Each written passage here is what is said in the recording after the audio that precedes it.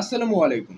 একজন নির্দেশক চাইলে তার নাটকটি অন্য নাটক থেকে পৃথক করতে পারে।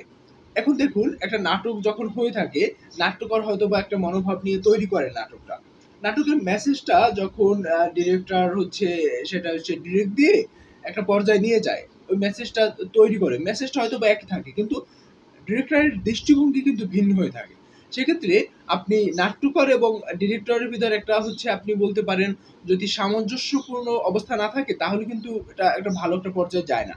যেমন আমি কিছুদিন আগে তারেক মাসুদ ও মিশুক মনিরের স্মরণে একটা সভা হয়েছিল সেখানে গিয়েছিলাম। এবং সেখানে একজন বলেছিল যে, যে ক্যামেরাটা আছে না? ওই ক্যামেরাটা হচ্ছে আ মিশুক মনির এবং তারেক মাসুদ তারা ২ জনকে শেয়ার করে নিতেন। অর্থাৎ আমরা কিছু সময় দেখতে পাই হচ্ছে তারেক মাসুদ বলছে এই শটটা নিতে, মিশুক মনির ওইটা ক্যামেরায় দেখছে। আবার তারেক মাসুদও কিছু সিন নিজে ক্যামেরায় দেখছেন। দেখুন অ্যাজ এ ডিরেক্টর এবং অ্যাজ এ ক্যামেরাম্যান যখন একই সাথে একটা দৃশ্য দেখতে পায়, নিজের দৃষ্টিভঙ্গিকে এক করতে পারে, অর্থাৎ ক্যামেরাটা যখন তারা শেয়ার করতে পারে, ক্যামেরার লেন্সটা তখন যারা শেয়ার করতে পারে, তখন কিন্তু তাদের নির্মাণটা একটা ভালো একটা পর্যায়ে যায়।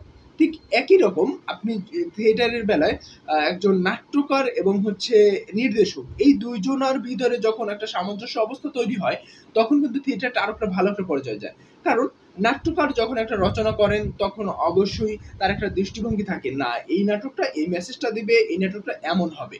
তখন ডিরেক্টরও যদি তাকে বুঝতে পারে, তখন কিন্তু ওই নাট্যকারের কথাটা যখন ডিরেক্টরের কাছে ফুটে উঠবে, তখন নাট্যকারে কিন্তু নতুন রচনা ভালো তৈরি করার একটা ভালো একটা উৎসাহ পাবে।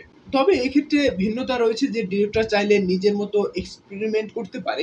বিভিন্ন বিষয় সংযোজন করতে পারে। যে বিষয়গুলো নাট্যকারকে সমৃদ্ধ করে পরোক্ষভাবে। তাই ডিরেক্টর এবং নাট্যকার এরা একসাথে যদি কাজ করে অবশ্যই থিয়েটারের জন্য ভালো কিছু বয়ে আনে।